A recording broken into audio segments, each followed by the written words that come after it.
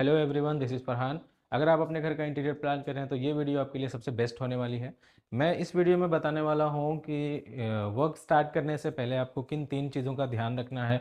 बने रहिए हमारे साथ, हम उन सारी चीज़ों के बारे में आज डिस्कस करेंगे जो कि एक कॉन्ट्रैक्ट या वर्क इंटीरियर वर्क शुरू होने से पहले जिन जिन बातों का आपको ध्यान रखना है। Number 1 rate, number 2 quotation, number 3 site visit. Number 1 rate. अगर हम रेट की बात करें या रेट के बारे में देखें तो काफ़ी लोगों का एक मेन कंसर्न होता है कि भाई रेट महंगा है या सस्ता है, जो भी है मार्केट के हिसाब से जितना भी रेट चलता है उतना एक कॉन्ट्रैक्टर चार्ज करता है। मेरा खुद का एक्सपीरियंस के हिसाब से मैं बता रहा हूँ कि मैंने काफ़ी सारे क्लाइंट्स को ऐसा देखा है कि रेट वगैरह में काफ़ी सारा बहस करते हैं, प्लस मटेरियल अच्छा सेलेक्ट कर लेंगे उसके अकॉर्डिंग वो रेट नहीं देंगे। तो आदमी इन सिचुएशंस पे क्या करता है, एक नॉर्मल कॉन्ट्रैक्टर की अगर आप बात करेंगे जिसके पास लीड्स वगैरह नहीं होती हैं, तो वो क्या सोचेगा कि मैं किसी भी तरह से कॉन्ट्रैक्ट पकड़ूं। क्योंकि जनरली क्या होता है, लोग प्रॉफिट के पीछे भागते हैं। ओनर सोचते हैं कि मेरा पैसा बचे, मुझे ज़्यादा स्पेंड ना करना पड़े, और एक कॉन्ट्रैक्टर सोचता है कि मेरा प्रॉफिट अच्छा से अच्छा हो और ज़्यादा से ज़्यादा हो।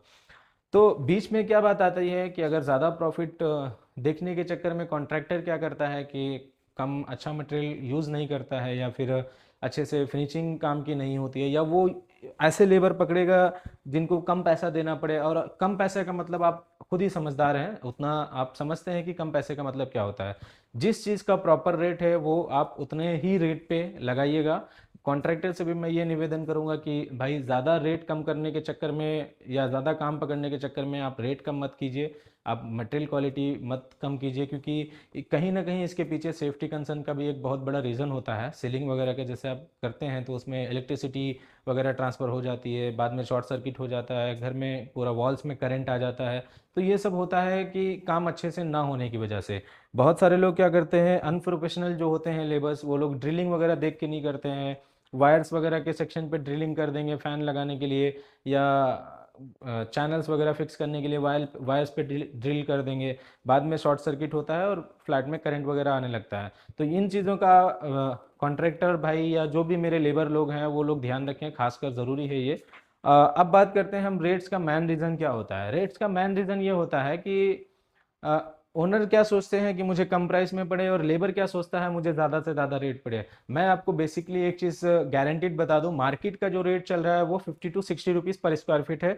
उससे कम में अगर आप कोई कॉन्ट्रैक्टर या कोई भी कॉन्ट्रैक्टर अगर आपको कहता है कि मैं उससे कम में करूंगा, तो आप होशियार हो जाइए। या तो आपको फिनिशिंग अच्छी नहीं मिलने वाली है या आपको मटेरियल अच्छा नहीं मिलने वाला है। दो ही चीज़ें पॉसिबल हैं। इसमें तीसरी चीज़ ये नहीं हो सकती कि आपको प्रॉपर तरीके से जो भी है मटेरियल वगैरह मिल जाए। क्योंकि मार्केट में अगर आप मटेरियल का रेट देखेंगे या लेबर का रेट देखेंगे, आप उससे कंपेयर करेंगे, तो 10 रुपीज़ पर स्क्वायर फीट का जो है प्रॉफिट मार्जिन एक कॉन्ट्रैक्टर के ऊपर आता है।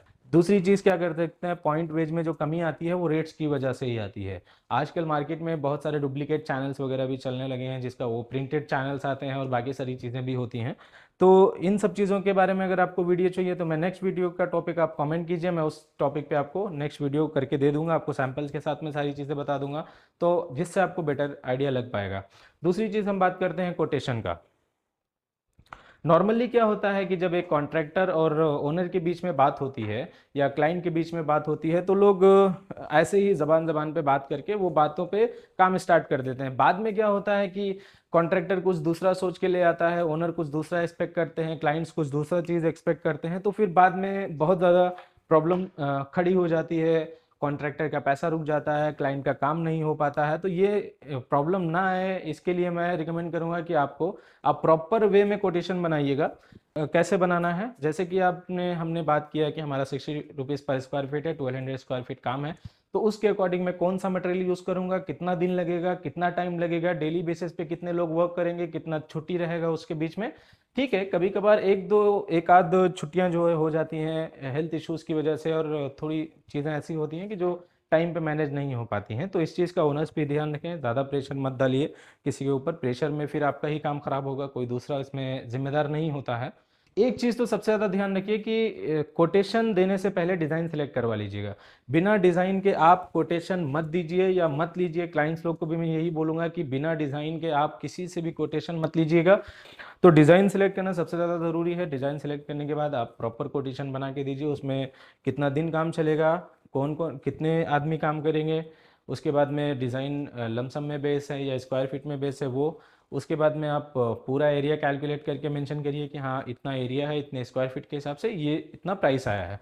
तो ये पूरी डिटेल्स आप लिखित में ले लीजिए, ओनर्स हो या जो है कॉन्ट्रैक्टर हो, इससे आपकी श्योरिटी क्या हो जाती है कि सारी चीज़ें क्लियर हो जाती हैं। दूसरी चीज़ क्या होता है कि डिज़ाइन जब भी काम चलता है तो कई बार दूसरी डिज़ाइन समझ में आने लगती हैं या माइंड डाइवर्ट होता है। इन सिचुएशंस में आप जो भी एक्स्ट्रा डिज़ाइंस या एक्स्ट्रा काम आ रहा है उसको आप लमसम में बात कर सकते हैं। तो थर्ड चीज़ की तरफ मैं आ जाता हूँ। तीसरी चीज़ ये है कि साइड विजिट। तो आप एक काम करिएगा, जैसे 3 BHK या 2 BHK या किसी भी चीज़ का आप प्लान कर रहे हैं फॉल सीलिंग, तो फॉल सीलिंग में सबसे ज़्यादा ध्यान रखिएगा, आप रिसेंट साइज जो उनका चल रहा है ना वो जाके विजिट कीजिए। जाके विजिट करने के बाद आपको 3 चीज़ों का वहाँ पे खासकर ध्यान रखना है। पहला तो चैनल चेक करना है, दूसरा आपको वहाँ के क्लाइंट से बात करनी है, जो वहाँ का ओनर है ना उससे आपको कंसल्ट करना है। तीसरी चीज़ क्या है, आप वहाँ पे खुद जाके अपने आँख से जब फिनिशिंग देखेंगे या देखेंगे तो आपको श्योरिटी हो जाएगी कि मेरा काम कैसा होने वाला है।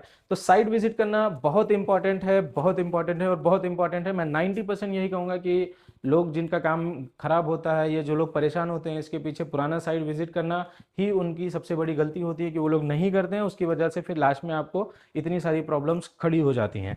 तो कभी भी आप जो भी कॉन्ट्रैक्टर के साथ में बोलिए कि हमें साइट विजिट करना है, साइट विजिट करने के टाइम पे आप वहाँ के ओनर से बात कीजिए, कैसे हैं, क्या नहीं है, आप उनका रिव्यूज़ वगैरह चेक कर सकते हैं।